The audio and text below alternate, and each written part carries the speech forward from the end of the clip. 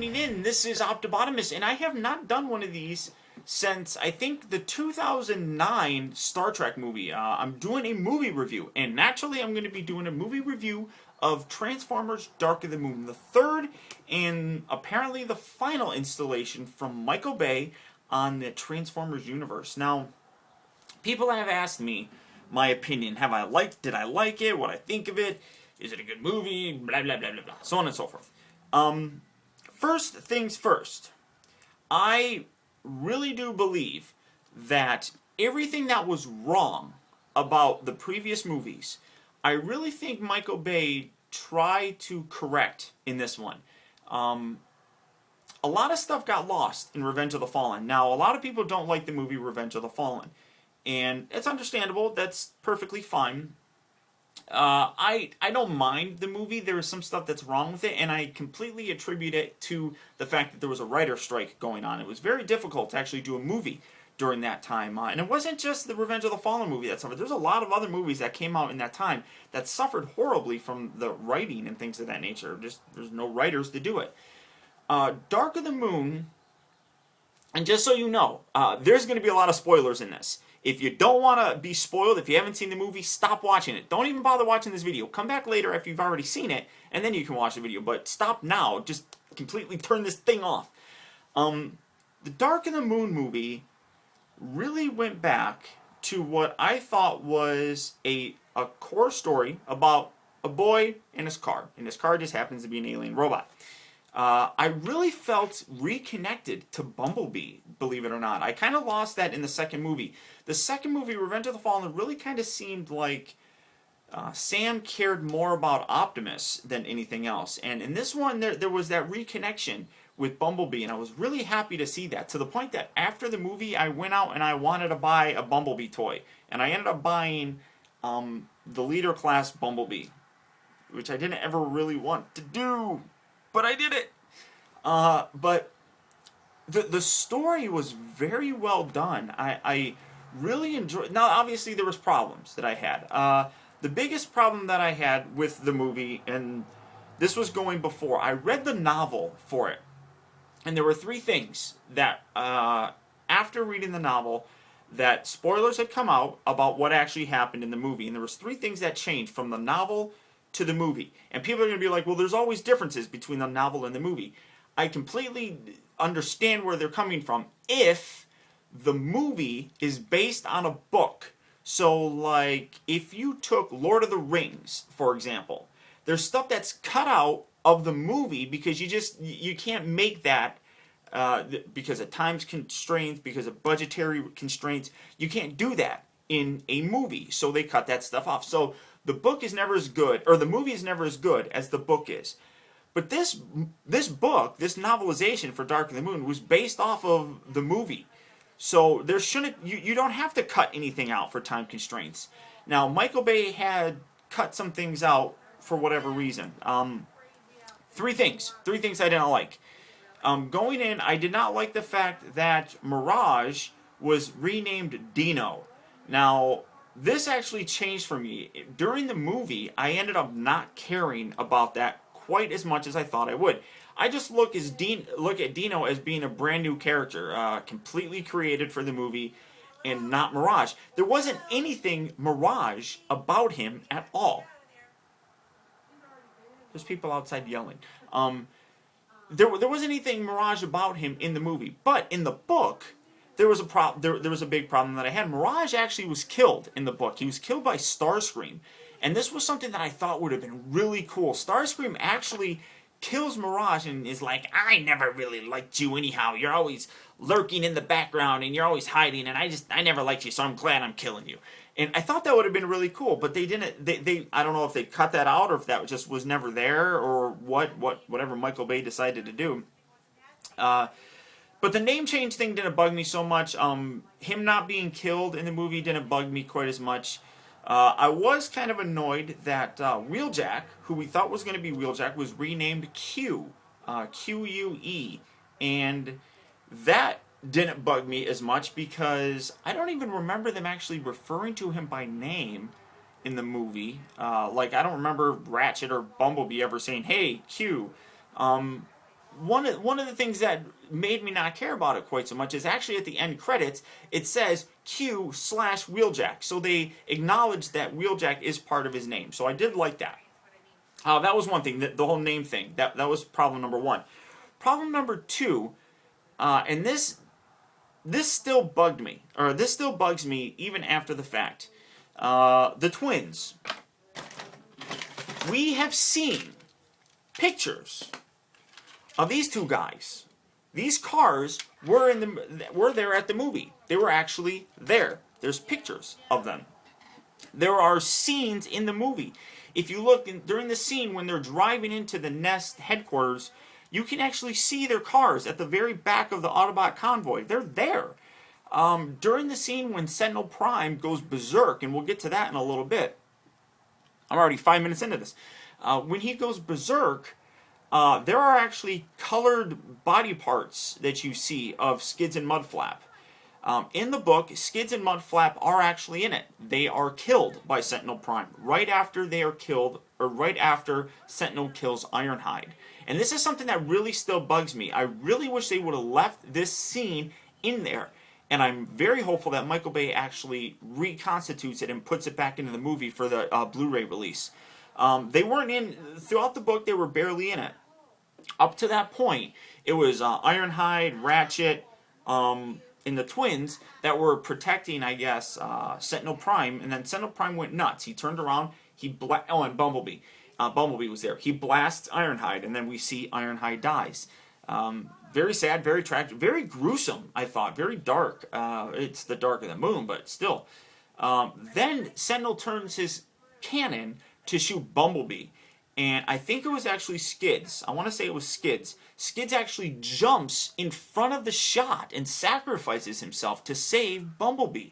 I thought this was a wonderful scene. Right after that, obviously, Mudflap, who's his twin, they have like a cyber link or whatever, goes crazy because that half is cut off. And he jumps on Sentinel and he starts pounding the shit out of him.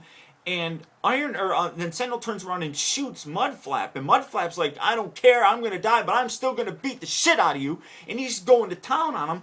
Finally, he dies. But there was that whole scene that I was like, you know what, had they left that in there, I think that really would have changed a lot of people's opinions of the twins. And a lot of people think that the twins are racist. And that's another point that I'm going to get to later on. It's one of those things where I felt really bad for the twins. I'm like, this was their scene. This was their redemption. And it was cut out. And I don't know why. And it really aggravated me. I mean, it showed that they care about people, that they're, heroic. And, Skid sacrificing himself to save Bumblebee, that's just heroic. That's awesome. That's everything that an Autobot should be. And I love that. And they cut it out of the movie. And that really bummed me out. And it still bums me out. That's one thing. Like I said, I went in with 3 problems. 2 of them were fixed. I mean, they were taken care of. One of them still had a problem with, and that was one of them. The final thing is the end of the movie. At the end of the movie, Megatron, who is kind of like tricked by Carly into going and fighting Sentinel. Optimus doesn't seem to be able to handle Sentinel very well. And Megatron actually is talked into it because Carly is like, you know what? You might win this, but you're going to be Sentinel's bitch. And Megatron didn't like that very much. So he goes back, starts fighting with Sentinel, and, then Megatron is pretty much like, Prime, we need to do a truce. We need to work together, we need to end this, and, go from there. And then it was at that point, and I forgot exactly what he said, but, he said something along the lines, we need to have a truce so we can end this because we need to stay in existence. Meaning Optimus and Megatron. He's like, you need me. And Prime's basically like, no, I really don't. And he turns around, takes his axe, smashes it into Megatron's head and pulls his head off. And then reaches down, grabs his rifle, and goes and kills Sentinel.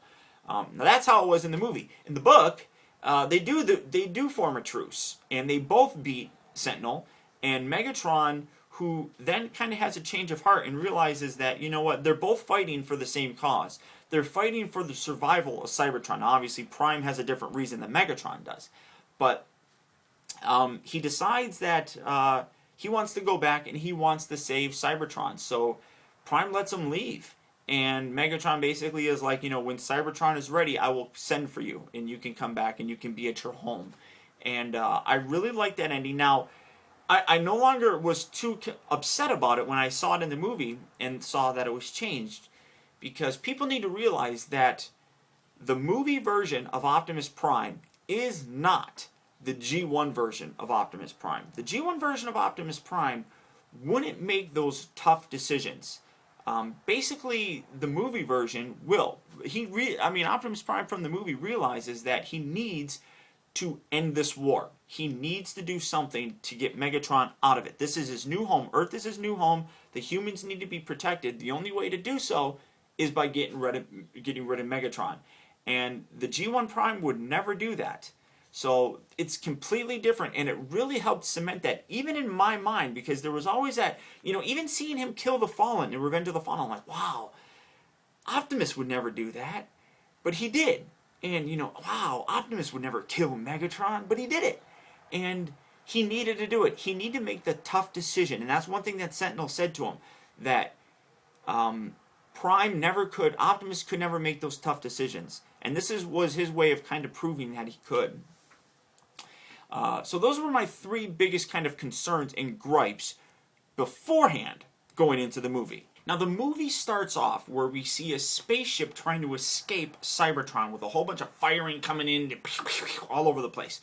We later learn that that's the Ark, and it's carrying very special cargo, and the inventor of that cargo, who we, again, eventually find out is Sentinel Prime. Now, this ship is blown to smithereens, and then it's sent off into a drift where, after, I'm assuming many years, it eventually crashes into the moon. Now, I believe they're American, people that watch the sky, they detect this, and they notify John Kennedy. This was in the 60s. John Kennedy then says, well, we got to get to the moon. We got to get there before the Russians do. And the whole space race is devised around trying to get there. So they get this whole thing going. NASA's going. They get the space shuttles, or not space shuttles, but the rockets and all that stuff. And the Apollo missions were all designed to explore this alien crash landing on the moon. They get there, and they collect data. They collect pictures, all this stuff. And then eventually we find out that the Russians also went there, and they recovered a fuel rod from the Ark itself. This fuel rod was then what was used in the Chernobyl nuclear disaster. So the Autobots are sent to investigate this. Optimus Prime, along with, I think it was Ratchet at the time, they get there and they meet Shockwave. This is when we first see Shockwave, and he's got, I think it was actually called the Driller, which is basically a Cybertronian. The way that the book describes it is that it's a Cybertronian kind of wild animal. It's almost like a caged dog, kind of, and it's at the power, or it's at the mercy of Shockwave. Shockwave controls it, and Shockwave, being the very logical person that he is, goes up there. He steals the fuel rod because that was the bait. They steal the fuel rod, and Optimus then recovers it from the driller or whatever. Shockwave then leaves, and that's the end that we see of him. But Optimus Prime still has his fuel rod, and he recognizes it as being a part of the Autobot Ark. Earlier, as the Ark was departing, Optimus was actually standing there and witnessed the Ark being destroyed or being blasted. So he thought that this thing was sent off into space, never to be seen again, and this actually really, really pisses him off. We then come to a scene where you see all the Autobots driving into the Nest headquarters, and Prime, in a very defiant sort of way, is just, he refuses to transform. He's still in his truck mode. And everyone's like, what's wrong with Optimus? What's he doing? And they're like, he's like, is he giving us the silent treatment? And all, like, you got like Ironhide there and Ratchet, and they're like, no, we've seen the silent treatment. This is definitely not the silent treatment. Then Ironhide goes over there, pounds on the roof for Prime, and in a transformation sequence that really seemed angry, he transforms, slams his fist down in front of, I forgot her name, she's the national security director, slams his fist down and he's like, "You lied to us. Everything that you said that you knew about your planet, you said that you told to us. Why was our fuel rod from our space shuttle found here? I mean, you did not tell us this." And he's pissed off about it. And that's when she's like, "You know what? I'm sorry. I didn't even know about this. There was only like 30-some people in the world, and most of them are dead now that actually knew about this." And they bring in Buzz Aldrin, who, when Buzz Aldrin walked in there, I was like, you know what? This movie's legit. I mean, the fact that you had Buzz Aldrin in the movie. Buzz Aldrin? Huh? Okay, Buzz Aldrin's in the movie. The fact that they got Leonard Nimoy to voice Sentinel Prime. I know this is kind of off on a tangent, but I was like, you know, there is some legitimacy with this movie. When the original 80s animated movie came out, you had guys like Judd Nelson, Orson Welles, Leonard Nimoy that came in here and brought credibility to that movie with their voices. And Leonard Nimoy coming in just added a whole new level of superiority in my mind. And I'm doing this live while you guys, this isn't going to be live, but there's questions. People are asking me things over here on my computer, and I'm drinking a beer while I'm doing it, because it's you know, Canada Day. So happy birthday, Canada. Kids, if you are under 18, do not drink. Be responsible, and don't drink and drive. But my mouth was getting dry, and that's all that I had. So people are laughing at me. But so they go. So the Autobots are like, well, you know what? The Ark still exists. It was carrying a very secret cargo that we need to go and get before the Decepticons do. So they launch up to the moon. Optimus Prime and Ratchet go there, and that's where they discover Sentinel Prime is still there, barely alive, barely, just like a smidge alive. And there are 5 pillars that Sentinel Prime has. These pillars are the secret special weapon that was developed by him. They were trying to get out of Cybertron that was supposed to end the war and win it for the Autobots. The Matrix of Leadership is used by Optimus Prime. Now this is where I'll get into this later, but the Matrix of Leadership at this point in time is one of those plot holes from the movie that I didn't particularly like, and I'll get into that more in a little bit. But Optimus uses the Matrix to bring life back into Sentinel and Sentinel Prime, and you know, there was a lot more in the book that went towards establishing the character of Sentinel Prime. There was a scene in the book where Sentinel had decided that he wanted to observe humans and get used to them more. So he transformed into his fire truck, and he parked himself at a playground. And he just stayed there for a while. He just stayed there, and letting the kids play on him and have a fun time. And so Sentinel goes off and does that. And then Optimus comes back to him later on, and he talks. And this is kind of in the movie where they're sitting there talking together, and Optimus offers him the Matrix back, and he's like, "No, you're now the leader. I'm on a strange planet. I can't do any of this." And in the book, he actually says that he's discovered what it is that the humans need more of, and he's like, you know, I sit here, and I see the kids play many different races. Blacks, Asians, Hispanics, whites, they're all playing. There's no problems. There's no prejudices. They're all just out there having fun at this playground. And Sentinel concludes that the best way to save this planet is to create more playgrounds. And I thought that was a really funny kind of thing. And I could hear Leonard Nimoy saying it, and I was upset that that actually didn't show up in the movie. But the whole scene where Optimus tries to give him back the Matrix, that's there. Through this whole time, Sam is trying to get a job. Sam has saved the world a couple times and can't get a job, basically. Carly, his new girlfriend, who has come into his life, he met her at a presidential ceremony where Sam received a Medal of Honor or something of that nature. And she was working for the British Embassy at the time, and Sam was trying to be smooth and trying to play it up like, "Hey, look, I got a medal. Hey." She didn't really care because at the time, while Sam was bragging about that, he then turned around and like knocked over a vase inside the White House, shattering it. So wasn't all that smooth of a move. And then, so they start going out, and we discover that Michaela basically left them. In the book, it's explained a little bit more that she just couldn't handle it anymore. She had gone through all this, and it was too much for her to deal with. So she broke up with Sam, which was very sad, and I was kind of disappointed that they didn't play on that very much. Sam, meanwhile, is living with Carly. In addition to Carly, he is living with Wheelie and a new character who also was a former Decepticon, apparently, and that's Brains. And Brains is kind of a creepy little pervert. And people talk about how, there was no, Wheelie humping scenes. Well, there's a scene in the beginning where Brains is caught looking up the skirt of Carly. Or not really a skirt, but she wasn't really... We're introduced to Carly by a pair of buttocks. Yeah. She's walking up the stairs, and she's wearing a t-shirt, or not a t-shirt, but like a button-up shirt and a pair of panties. And you can see her butt. And... yeah. Okay. So, Brains is caught like this. He's a small little robot. He's like looking up her shirt, and it was funny. So there are some that crude humor is still in the movie, but he's living with those two are living with Sam, and Sam's, like I said, trying to get a job, struggling, can't get a job, very unfortunate.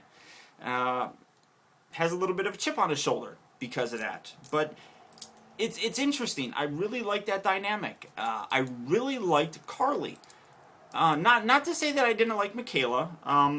I would have kind of liked to see how Michaela would have been in this movie, but in all honesty, it was a interesting kind of dynamic. Having her leave and having Carly came in. Carly just seemed to be better of a character for Sam. Michaela was kind of always had like a chip on her shoulder. I just didn't care. I mean, I don't know. I don't know. I mean, I liked the character. I thought it was fine. But the Carly character just brought a different level to it, and I enjoyed it a whole lot more. So there's that interaction. And through all this, Sam then is... he does get a job, thanks to Carly's boss, who we'll learn more about later. And he gets this job, and he eventually runs into this guy... we'll just call him Deep Wang, and through this, he explains that his Autobot friends are in trouble. He knows about the aliens, and he knows that Sam knows the aliens, and we come to find out that this Deep Wang is actually kind of one of the human conspirators that we learn about, working with the Decepticons, and is systematically, all these human conspirators are systematically being eliminated. And he apparently fears that he's going to be eliminated as well. Gets in touch with Sam in a very awkward bathroom scene, and then proceeds to tell him that his Autobot friends are in trouble. Sam's kind of confused by this, but then when he goes back up to his office, Deep Wang's office, he's basically attacked by Laserbeak. Who I loved. I loved Laserbeak. So much better than Frenzy, or whatever. I mean, that thing was stupid. Laserbeak was awesome. Absolutely awesome. Through this whole thing, Sam is attacked by Laserbeak. Deep Wang commits suicide. Well, it doesn't really commit suicide. He's pushed out of a window and dies. Sam freaks out, and he's like, the Decepticons are back. So he goes to the Nest headquarters to try and get in touch with the Autobots to inform them. But they're like, dude, we don't know who you are. There's no aliens here. I think it was the Health and Human Services office. And finally Sam's like, you know what? I know the Autobots are here. I know Optimus Prime is here. I know Bumblebee is here. I'm going in. So he just goes crazy. He tries to crash through. And naturally, this makes all the military people freak out. So they start wrestling him down to the ground. And Sam starts screaming for Bumblebee. I think he gets on a microphone or something and starts screaming for Bumblebee. All of a sudden, Bumblebee comes crashing out with this huge heroic thing, trying to save Bumblebee. He's got his cannon. I was like, back off from my buddy. And goes in there and pretty much explains the entire situation. Now, through all this, they eventually discover, I'm going to fast forward a little bit, they go in and basically Sam realizes that the Decepticons, there were many other pillars. There were hundreds of other pillars that the Decepticons actually went and raided the Ark and stole. They couldn't find the last few ones because they were with Sentinel Prime in the secret vault. Sam realizes this and says that Sentinel Prime is the key. We have to protect him. We cannot let the Decepticons get a hold of this guy. And that's when he goes in. He's like, we got to get him back to the nest base. We need to protect him, blah, blah, blah. So Bumblebee, Ratchet, Ironhide, all these guys, they lead this huge chase to get Sentinel Prime back to the nest base, where we're introduced to the Dreads at this time, which the Dreads were just awesome. Absolutely awesome. They're kind of like drones, and they get their butts kicked by the Autobots, naturally. But they get there, and then Sentinel Prime transforms, and the worst thing possibly can happen. Sentinel Prime turns his gun, a cosmic rust carrying gun, and blasts Ironhide in the back of his head. And this, I knew that this was happening. I read the book, I knew it was happening. I was like this the whole time. I was like, you're kidding me. No way. It was so gruesome. And he just flopped over and rusted away. And it was tragic. And then Sentinel realized he's like, I am the key, and he goes around. And a lot of people are talking about how that Sentinel Prime's a Decepticon now. And Sentinel Prime is not a Decepticon, guys. He still believes he's an Autobot. It kind of plays on this thing, and a lot of people, younger kids probably aren't going to pick up on this, that there are no real truly evil people. There are bad and evil intentions. Sentinel Prime believes he's an Autobot. He is an Autobot in his mind, and what he is doing is trying to preserve his race and preserve and protect Cybertron, and he realizes the only way to do this is to end the war and join forces with Megatron to get resources for his planet. And it's a very powerful statement that Sentinel is willing to do whatever it takes to save his planet, to save his race. And even at the end, when Optimus Prime is about to kill him, he's telling Optimus that he did this for his people. And a lot of people will be like, well, there's evil people out there. Adolf Hitler was an evil person. Adolf Hitler did what he did because he felt it was in the best interest of the German people. And I'm not trying to compare Hitler to Sentinel Prime, but I'm just saying that he had bad intentions. He had good intentions, but he went about it the wrong way. And it's so much different. It's so much different and so much more powerful of a story. I absolutely love the story of it. And that's kind of where I'm going to leave it right there, because there's a lot of other fighting that goes on. But those are the major plot points. Now, we do see Wheeljack in the movie. We do see the Wreckers, who are introduced in the movie. Wheeljack, I really liked. There was one part about Wheeljack that I didn't particularly like, where he was begging and pleading for his life, because unfortunately Wheeljack is killed in a very almost like Nazi concentration camp sort of way. He's a prisoner, and he's executed by Soundwave. And Bumblebee turns and he looks, and he's so sad because there was nothing he could do, and his friend had just died in front of him. And he's like, oh my god, and then Bumblebee is dragged away and about to be killed as well. So it was a very interesting and very powerful moment when Bumblebee is about to be killed. And luckily he escapes, but and again, I won't get into too much with that. Now the Wreckers, they were fantastic. I loved the Leadfoot. I loved his big old pot belly. Him walking around, big old fat guy.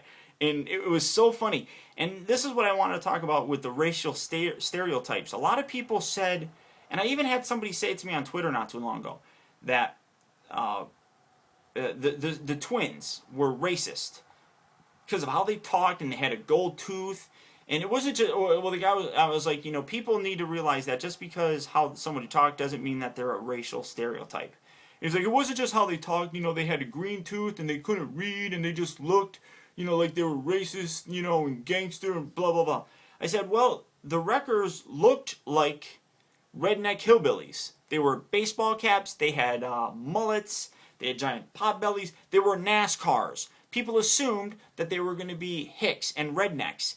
And instead they came across and they had kind of like a Scottish accent. And I love that because everybody who wanted to make a racial stereotype, they would have been like, well, they're Southern hicks because they're a NASCAR. Wrong. Absolutely wrong. Drinking some more beer. Happy birthday, Canada. So, I mean, it was kind of one of those things where it's like, whatever. But the story for this movie, I thought, was very well done. It was a ride. It was an adventure. I loved every part of it. There were parts in the movie that I literally was like, wow. Just, wow. And a lot of it was the graphics. The CGI was fantastic. The 3D was very well done.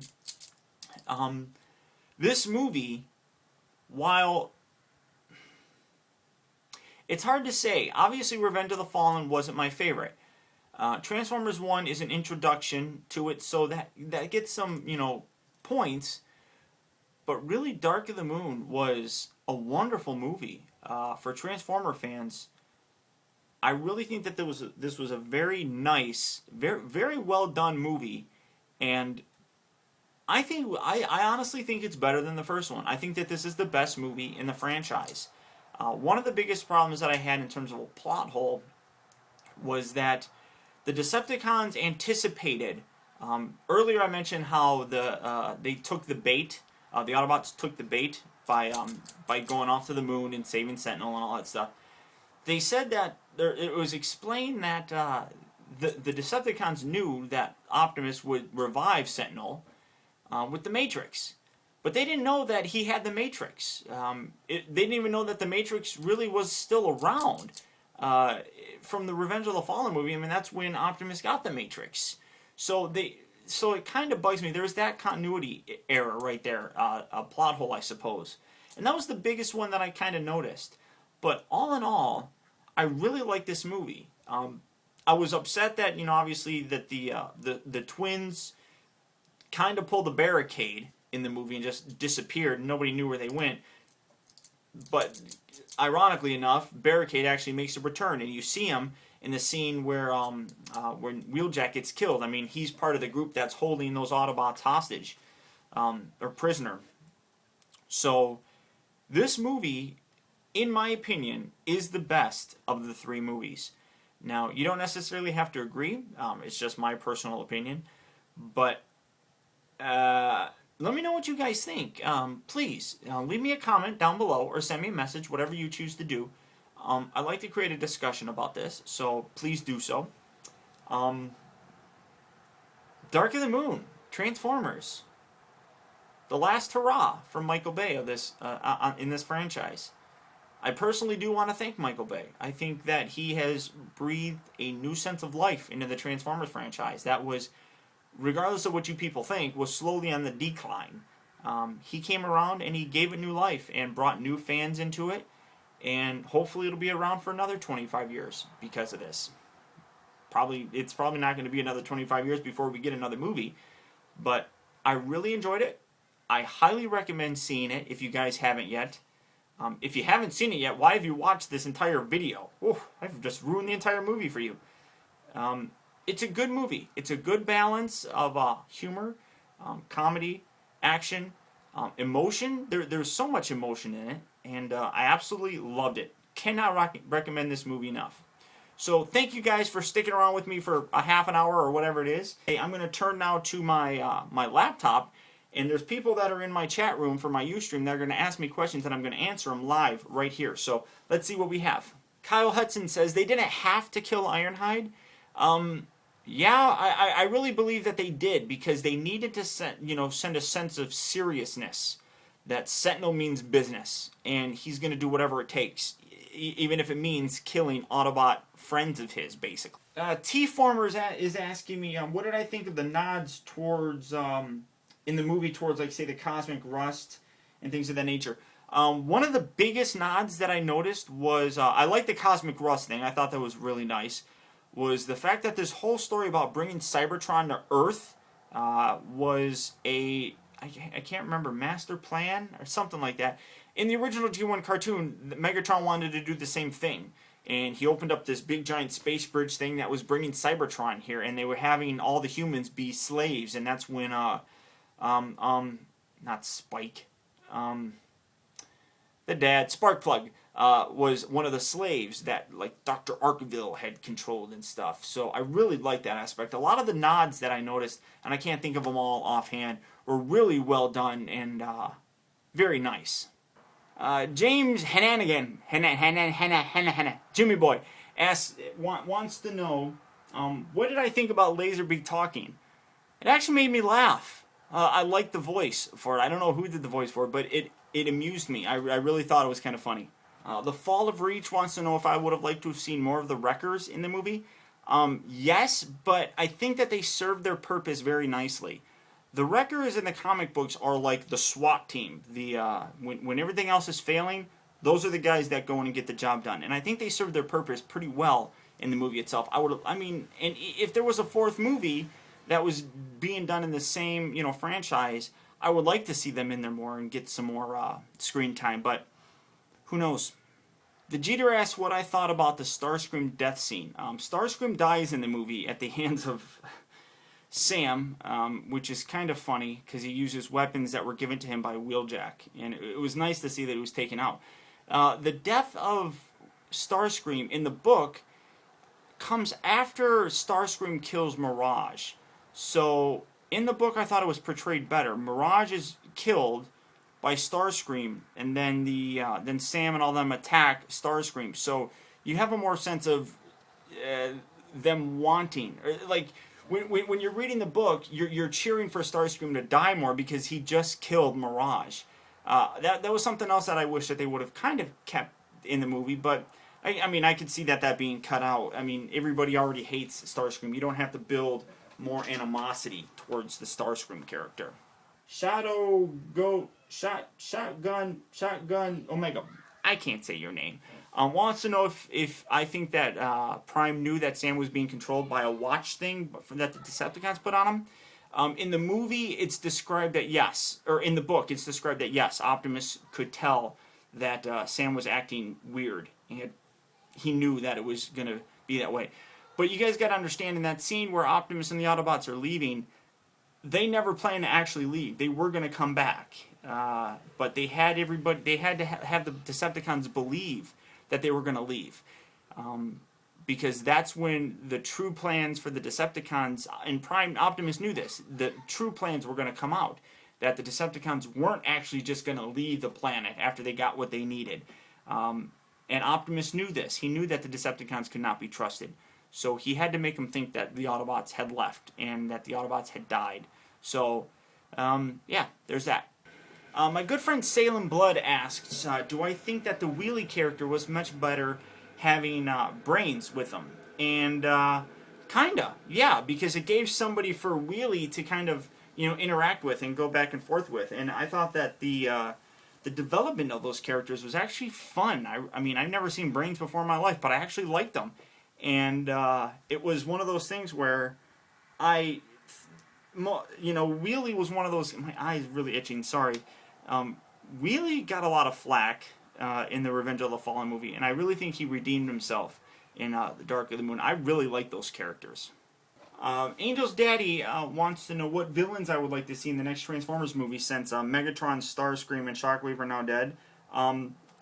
Since this is kind of like the last movie, the movie's probably going to get rebooted from the studio, so you could very well bring back Megatron, you could very well bring back Ironhide and Jazz and Wheeljack and all these guys. Reboots, it doesn't mean anything. So, everything that existed beforehand doesn't necessarily have to exist afterhand, so a reboot will probably bring Megatron back. I would like to see a Galvatron figure, or a Galvatron character come into it, but Several people in the chat room are asking me what was my favorite part in the movie. Strangely enough, the scene where and this actually really kind of touched me because it ranged true for me and my girlfriend. The scene where Sam tells his parents that Carly has left him, that they had a fight, and you know, there's the comedy that goes with the mom and dad, which is hilarious. But that whole scene and the dialogue between the parents and the son, that, you know, if you care about this girl, you got to go and get her, and make things right, and stand by her and never leave her. I really, and this is a, you know, sensitive thing. Do you want another beer while I go downstairs? There's 2 in the freezer. Can you bring those ones? Yeah. Thank you. Sorry about that. That whole scene really rang true, and I really liked that scene. And it was nice. It was a really nice scene. That was probably my favorite scene, because it made me reach over and put my arm around my girlfriend and appreciate what I had. So that was my favorite scene in the whole movie. So I want to thank you guys for sticking around. Of course, Ustreams are always fun. Everybody that asked me a question in the Ustream, all you guys there, thank you for stopping by. Thank you for putting up with this video. Until next time, this has been Optibotimus. Let's hope it's not another 2 years before I do a movie review. But thanks for tuning in. I'll talk to you guys later.